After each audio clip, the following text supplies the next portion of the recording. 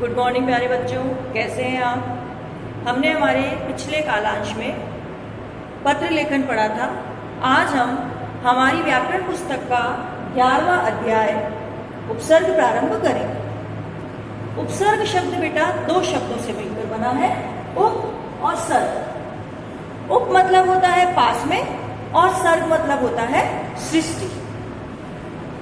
उपसर्ग वे शब्दांश होते हैं बेटा जो किसी भी शब्द के आगे लगकर उसके अर्थ में नवीनता और परिवर्तन लाते हैं। ठीक है, जैसे आप सुनिए, हमें अपने से बड़ों का सदैव मान करना चाहिए, अपमान नहीं।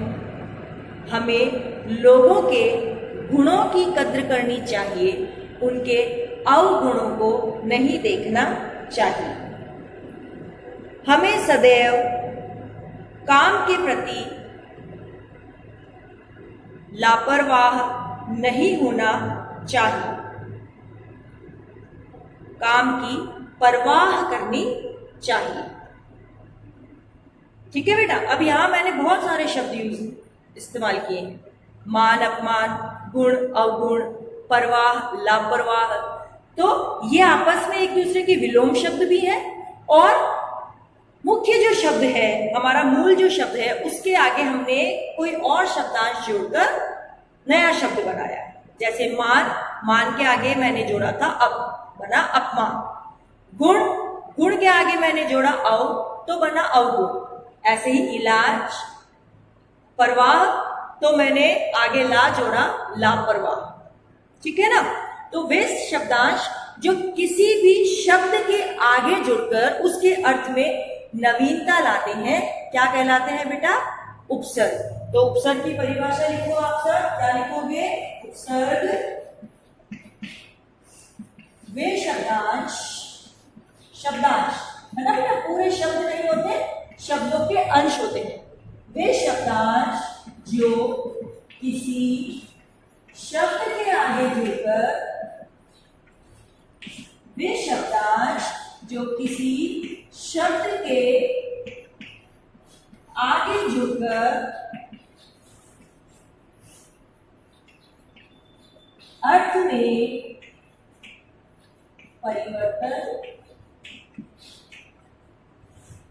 परिवर्तन या विशेषता लाते हैं, विशेषता लाते हैं, उपसर्ग कहलाते हैं। ठीक है बेटा, ये हमारी उपसर्ग की परिभाषा।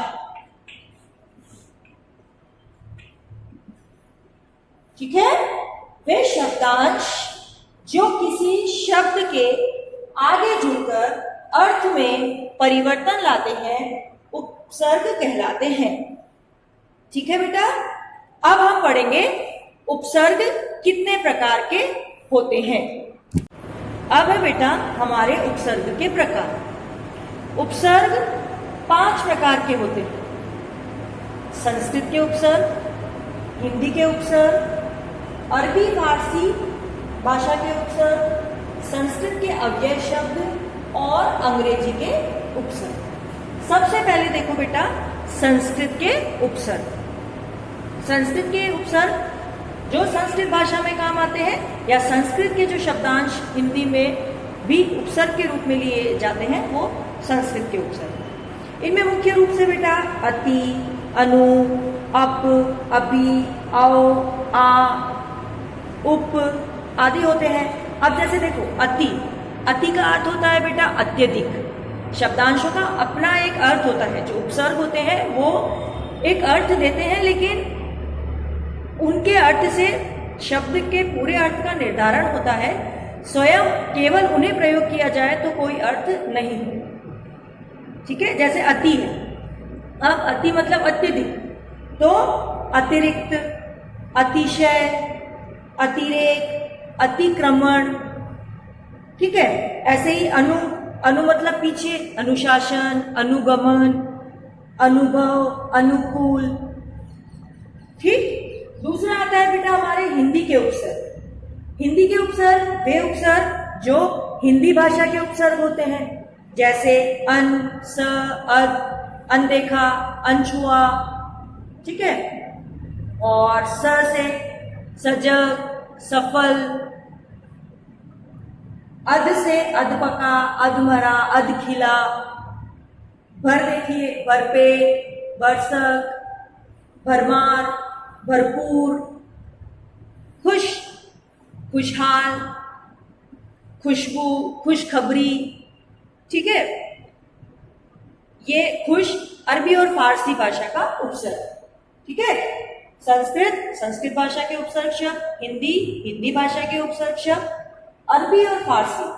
भारत में प्राचीन समय में अरबी और फारसी लोग आकर रहे थे, उन्होंने शासन किया था, तो उर्दू के बहुत सारे शब्द हमारे हिंदी बोलचाल की भाषा में प्रयोग में लाए जाते थे।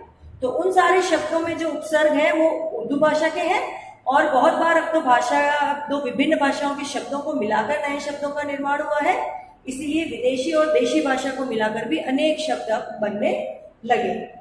तो तीसरा हमारा है बेटा अरबी और फारसी भाषा के शब्द, जैसे खुश, खुश मिजाज, खुशहाल, खुशखबरी, ठीक है। हमारा हिंदी भाषा का शब्द प्रसन्न है, और खुश कहाँ का शब्द है?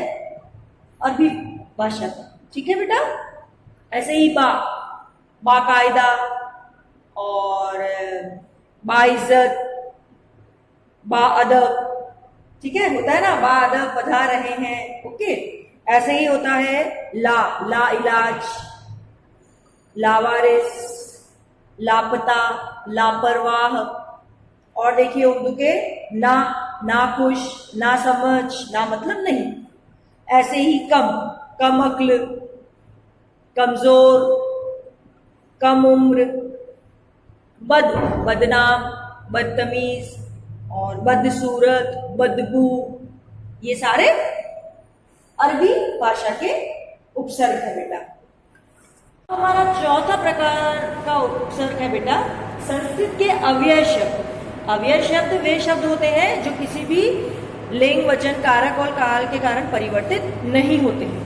उन अव्यय शब्दों को हम उपसर्ग की भांति यूज करते हैं, जैसे अधः, ठीक है, अधः विसर्ग लगा रहेगा, अधः, ठीक।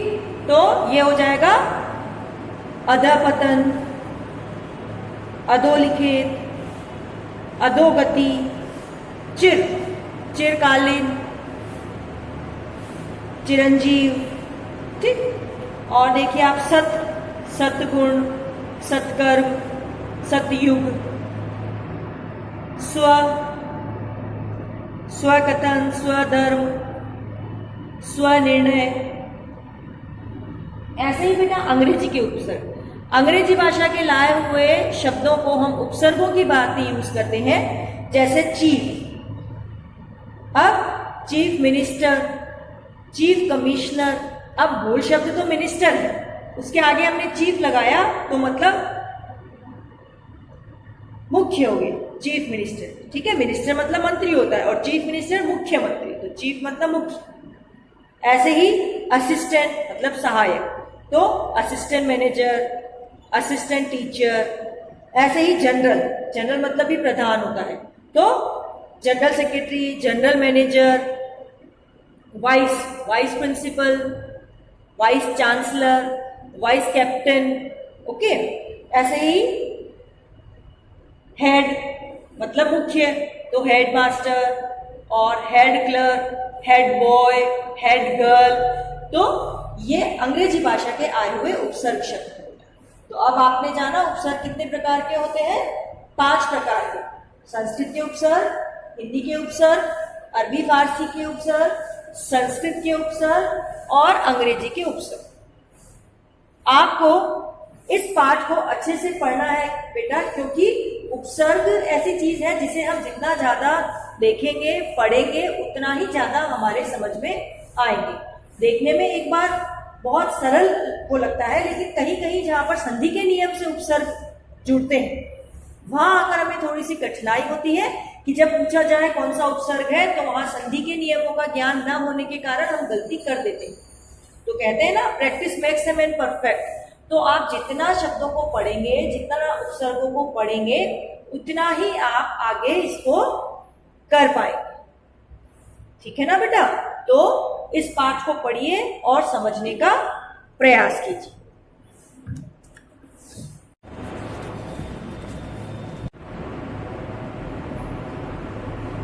गुड मॉर्निंग बच्चों। कल हमने हमारा उपसर्ग पाठ पढ़ा था। आज हम इसके प्रश्न अभ्यास करेंगे। आप पेज नंबर 64 खोलिए बेटा। मौखिक प्रश्न पहले देखेंगे हम। उपसर्ग शब्दों के साथ कहाँ जुड़ते हैं? कहाँ जुड़ते हैं? आगे। अंग्रेजी के कोई दो उपसर्ग बताइए। चीफ, सब, वाइस, ओके, हेड।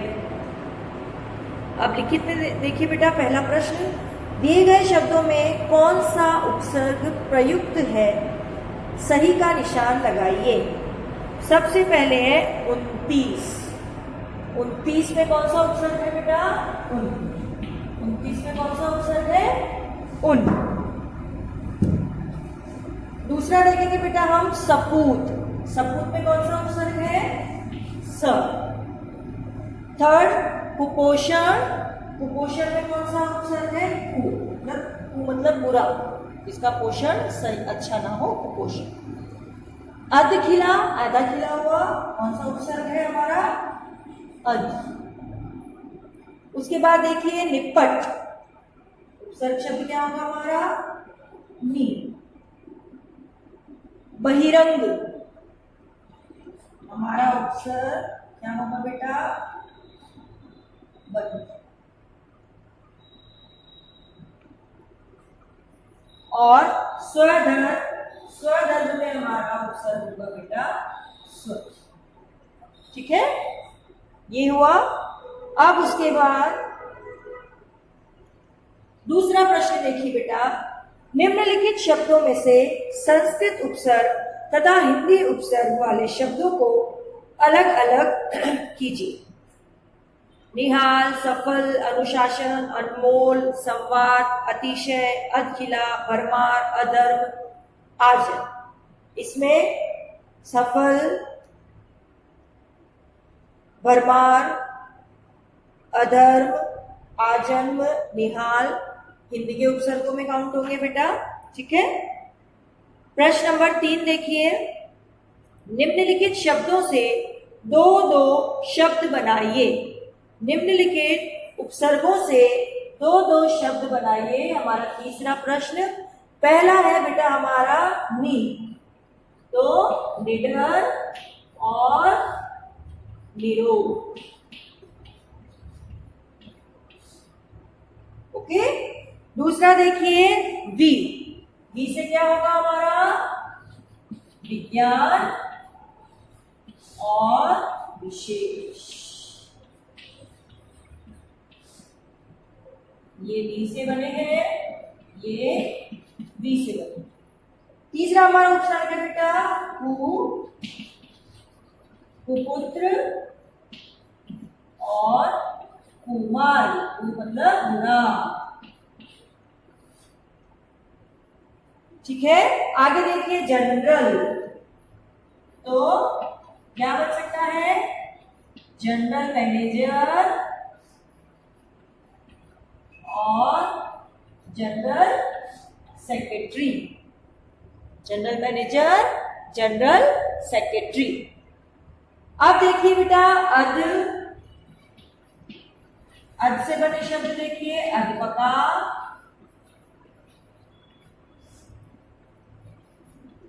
अधखिला। अध्यापका, अधखिला। उसके बाद स्वयं। स्वयं से स्वयं निर्मित और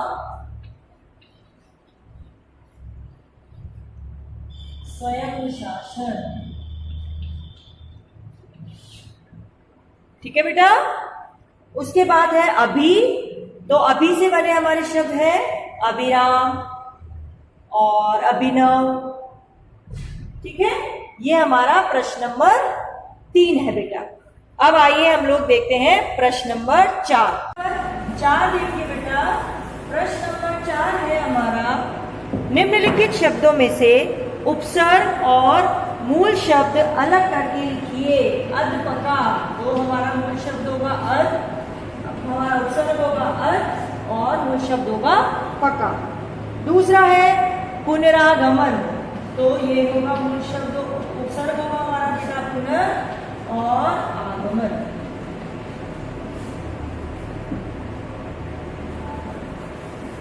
और यदि हम इसको भी और को करेंगे तो हमारा पुनः प्लस आ उपसर्ग होगा और गमन हमारा मूल शब्द हो जाएगा। यहाँ 2 उपसर्ग है।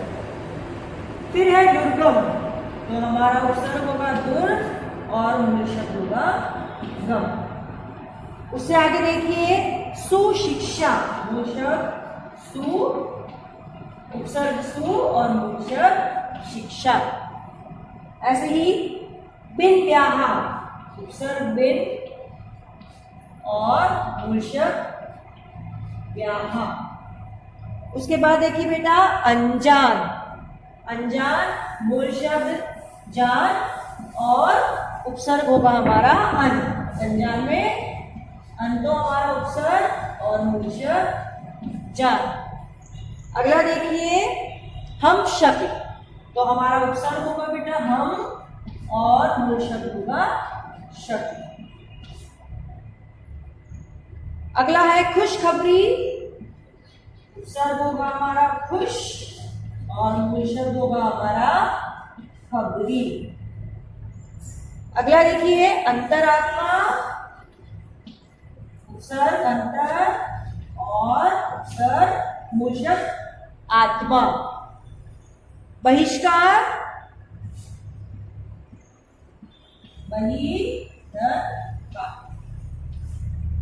ठीक है बेटा, ये हमारा चौथा नंबर का प्रश्न।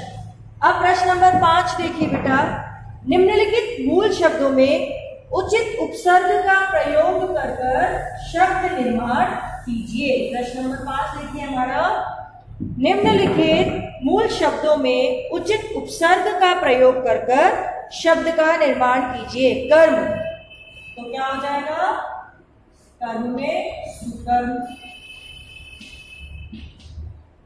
सफर, हम सफर। वाद, संवाद। भाग, अग्रभाग। भोज, आप इसमें लगा सकते हैं भोज में स्नेह भोज, ठीक है। उसके बाद गुण, अवगुण। शिक्षा, शिक्षा।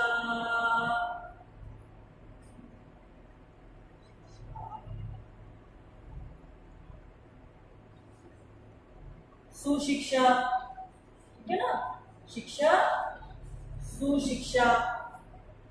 ओके, उसके बाद चालाक,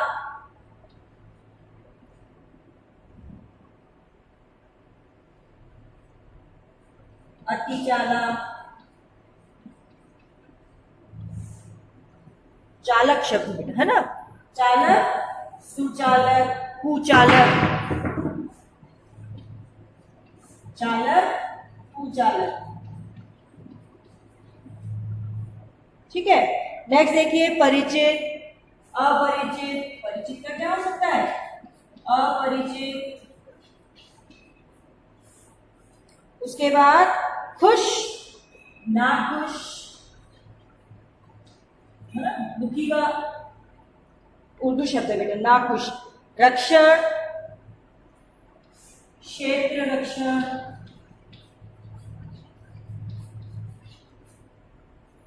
उसके बाद बल, दुर्बल, ठीक है बेटा। ये हमारा अभ्यास नंबर 5। अब गतिविधि में आप लोग करेंगे, वर्ग जाल में से कम 8 शब्द छांट कर लिखिए तथा उन शब्दों में से उपसर्ग और मूल शब्द अलग कीजिए। ये एक्टिविटी है बेटा, आपको इनमें से ऐसे शब्द छांटने हैं जिसमें उपसर्ग जुड़ा हुआ हो, फिर आपको उपसर्ग और मूल शब्दों को अलग करना है। जैसे एक हमें दिया हुआ है खुश मिजाज, तो खुश धन मिजाज। ऐसे ही अब आप देखिए अनपढ़, तो अन धन पढ़। ऐसे ही लिखा हुआ है आमरण, आ धन मरण। और कमजोर, कम धन जोर। तो आपको ये गतिविधि करनी है। ठीक है बेटा, ये हमारा पाठ है उपसर्ग। आपको इसकी अभ्यास संख्या, जो उपसर्ग पाठ हमने पढ़ा है बेटा, इसकी अभ्यास संख्या 3, अभ्यास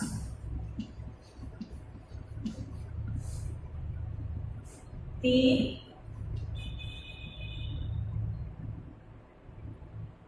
5 कॉपी में 3।